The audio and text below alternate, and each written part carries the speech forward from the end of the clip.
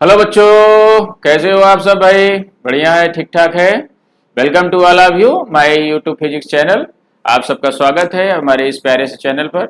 और हम हमेशा की तरह आपके लिए एक नए टॉपिक को लेकर आए हैं और चैप्टर हमारा वही पुराना चैप्टर है, you know that laws of motion. ठीक है, यानी कि जो मोशन के नियम है हमारा चैप्टर, यानी आपको पता होगा कि मोशन के नियम का ये हमारा एक टॉपिक है और ये टॉपिक जो है बहुत इंपॉर्टेंट है।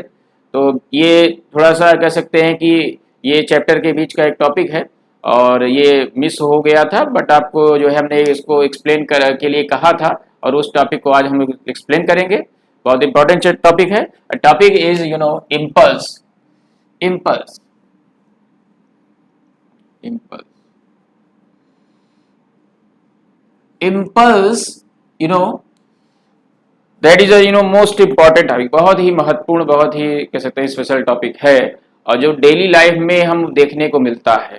ठीक है, हम इट मीन्स कुछ एग्जाम्पल आपको बताएंगे, उस एग्जाम्पल में आप उसको जो है देख सकते हैं, उसका एक्सप्लेन मैं आपको बताऊंगा कैसे क्या होता है।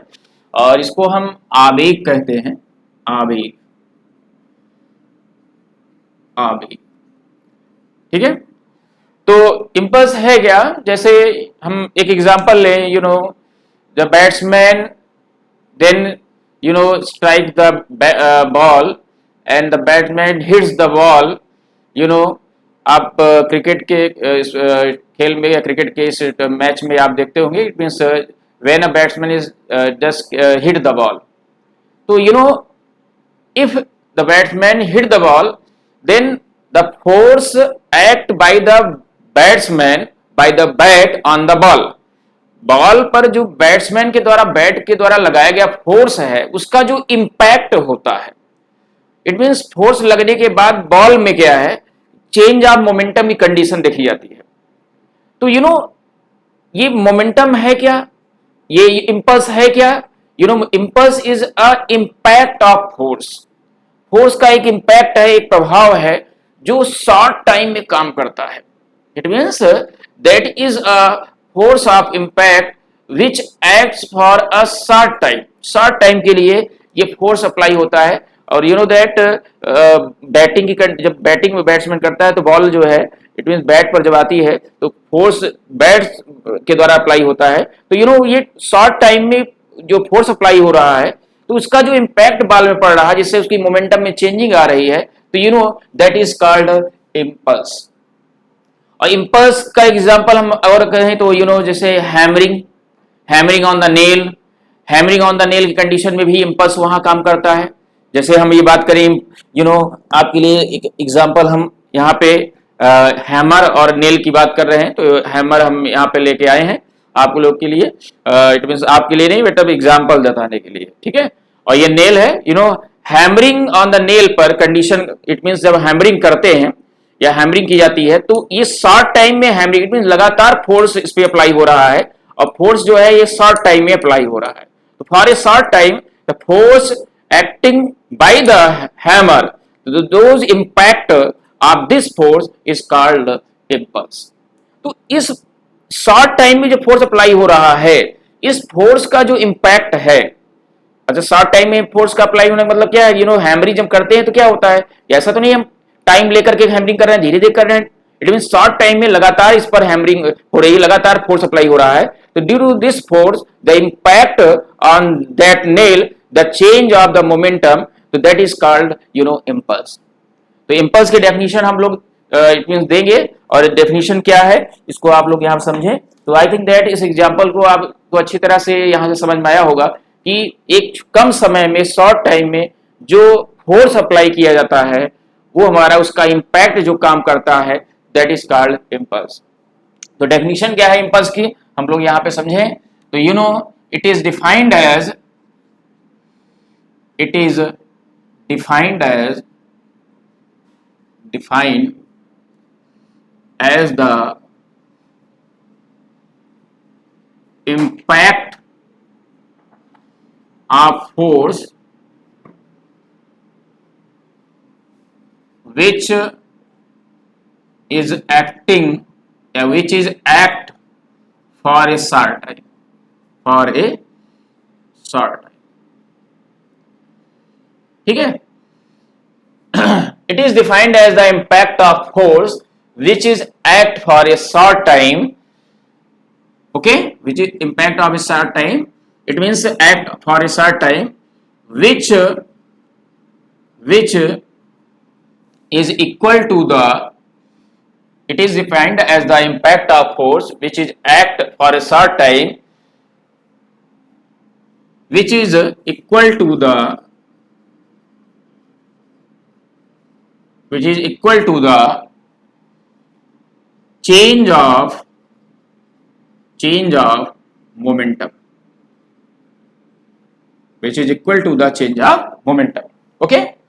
तो ये जो डेफिनेशन हमारा इम्पल्स का है, ये इट मीन्स एक बहुत ही सिंपल तरीके से मैंने आपको समझाया कि जब हम बहुत कम समय के लिए, बहुत कम समय में फोर्स अप्लाई करते हैं, फोर्स लगाते हैं, तो उस फोर्स का इम्पैक्ट ऑब्जेक्ट पर पड़ता है।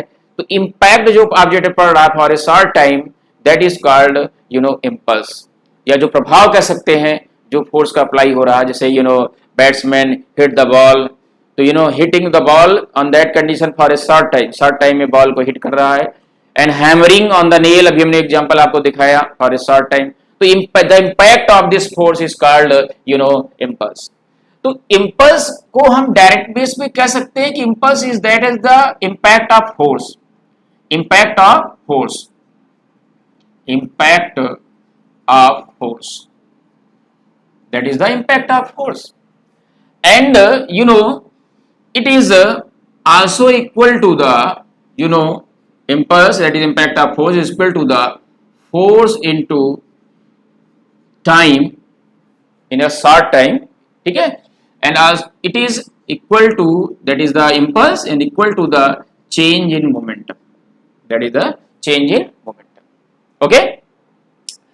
Impulse is defined as the, you can write that in mathematical, F into delta t, force into time, and is also equal to the, you can say that force into time duration, ठीक है। Short time में जो force का impact काम कर रहा है वो मोमेंट, वो हमारा क्या है, इम्पल्स है, और किसके बराबर है, वो चेंज ऑफ मोमेंटम के बराबर होगा। तो F into delta t is equal to delta p, okay। So that is the impulse, and you can write that in it means अगर रिप्रेजेंटेशन के फॉर्म में कहेंगे तो इसको हम जो है J से दिखा सकते हैं, that is the impulse, J is equal to F into delta t, Z is equal to delta P, okay. तो दैट इज द इम्पल्स।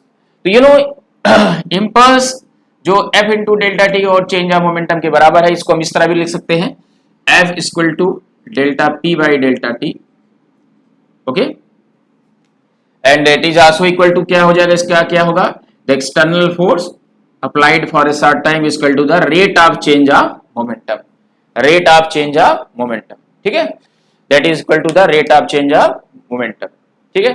तो ये हमारा जो कि एक कौन सा, किस फॉर्म में हमको यहाँ पे मिलता है, that is a Newton second laws of motion, F is equal to delta P by delta t. और इसके एग्जाम्पल भी मैंने आपको बताया अभी, जैसे एग्जाम्पल बात करें तो एग्जाम्पल में हम देख सकते हैं कि अगर फर्स्ट एग्जाम्पल की बात करें तो बैट्समैन हिट द बॉल, है ना, it means example is when a batsman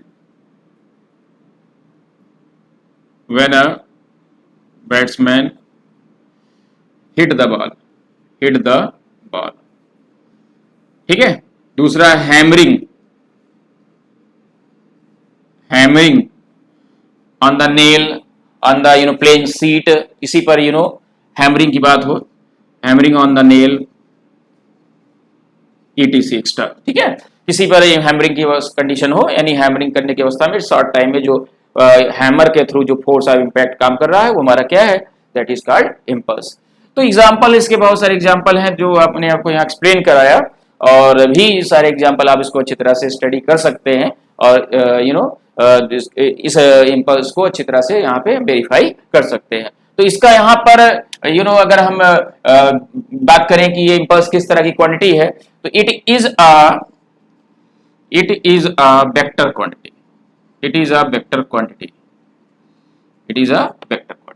ठीक है। यूनिट की अगर बात करें तो यूनिट क्या होगा इसका, यहां ध्यान दें, impulse is equal to the F into T, तो that is a force into time, that will you know क्या हो जाएगा यहाँ पे न्यूटन सेकेंड,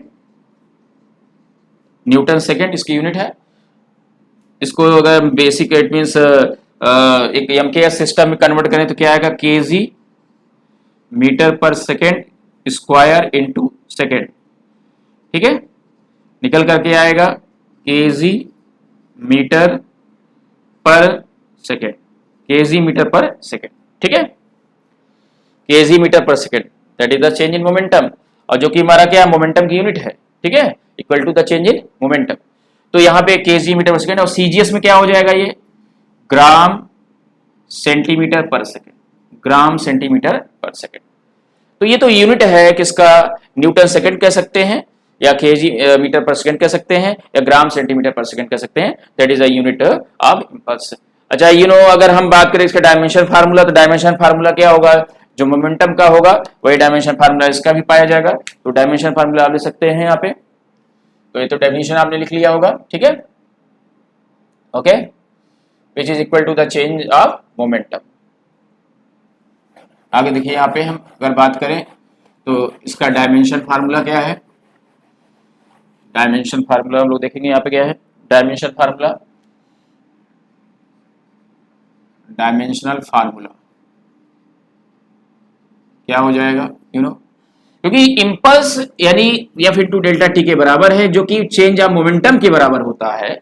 तो चेंज ऑफ मोमेंटम यानी मोमेंटम का जो हमारा डायमेंशन फार्मूला है, या हम इंपल्स के फॉर्म में ही अगर डायमेंशन फार्मूला दिखाना चाहें तो आप इस तरह दिखा सकते हैं, एफ का डायमेंशन फार्मूला क्या है M L T minus two और into time that will be T, तो आएगा क्या M L T minus one, ठीक है, M L T minus one, ठीक है।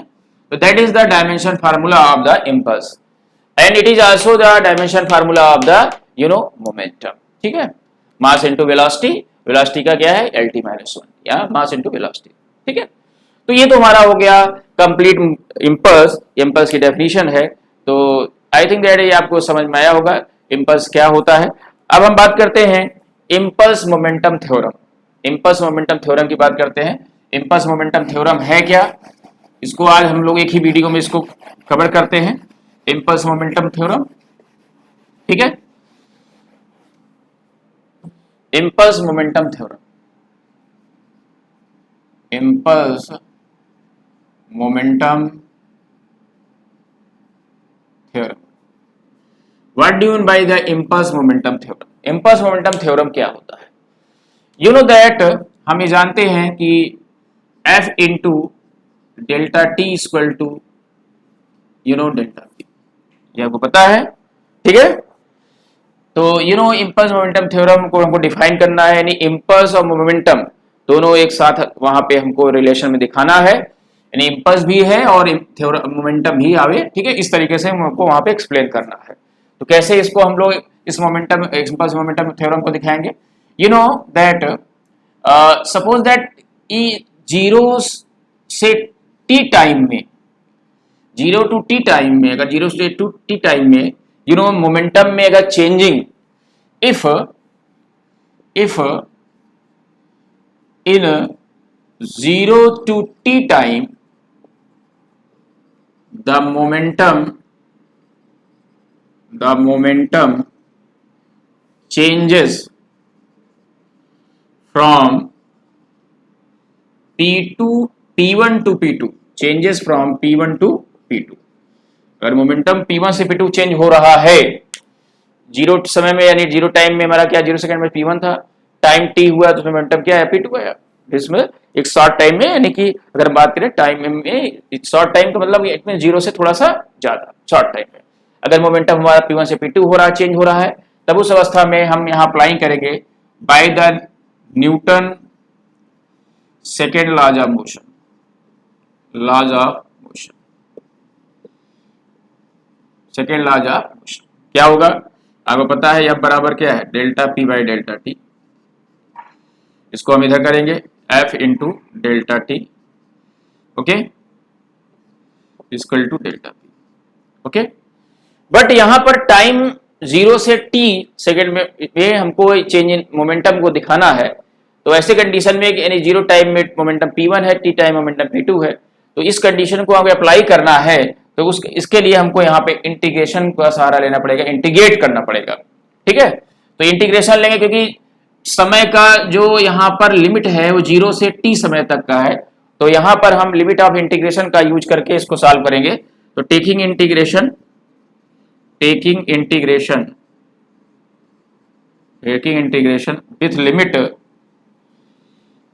with limit 0 to t and p1 to p2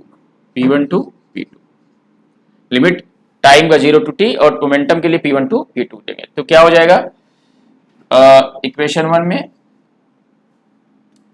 in equation 1, ठीक है। तो taking integration f into delta t time 0 to t and equal to integration of p1 to p2 of delta p, ठीक है, that is this clear.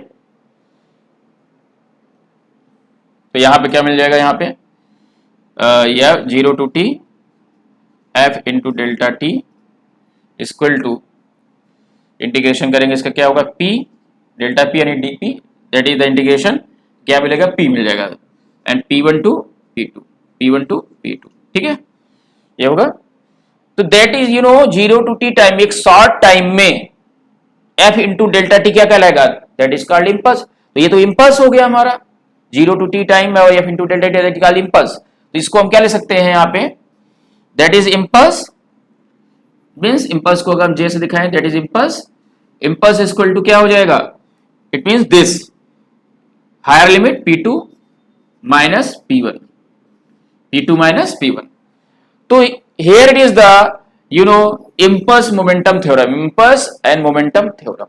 So J is equal to P2 minus P1, and you can write that in impulse and momentum theorem, impulse is defined as equal to the change in momentum.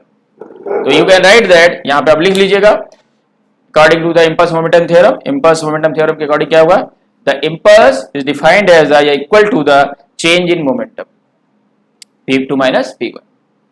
That is called the impulse momentum theorem, J is equal to P2 minus P1. Okay students, तो I think that इसको आपको समझ में आया होगा impulse momentum theorem क्या है।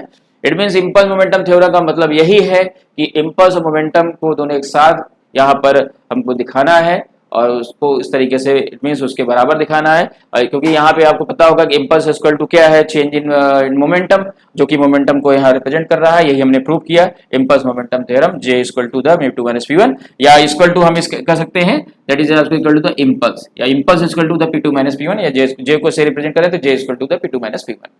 तो आई थिंक दैट ये आपको इतना जो है समझ में आया होगा कि इम्पल्स और इम्पल्स मोमेंटम थ्योरम क्या है। तो ये कंप्लीट आपका यहाँ पे एक्सप्लेनेशन है, ठीक है। तो कंटिन्यू वॉच करते रहें, और ये हम आगे भी जो है इसी तरीके के एग्जांपल को आपको जो है सामने इट मींस एक लाइव एग्जांपल की तरह आपको हम एक्सप्लेन करेंगे, दिखाएंगे, जैसे अभी हम हैमर का यूज करके मैंने आपको दिखाया था। तो आगे भी इस तरह के जो है कुछ एग्जाम्पल आगे टॉपिक से रिलेटेड रहेंगे, और ये कंटिन्यू जो है आपको इस तरीके से स्टडी कराया जाएगा विथ एग्जाम्पल, ठीक है। तो कंटिन्यू वॉच करते रहे, चैनल को देखते रहें। Thank you all of you.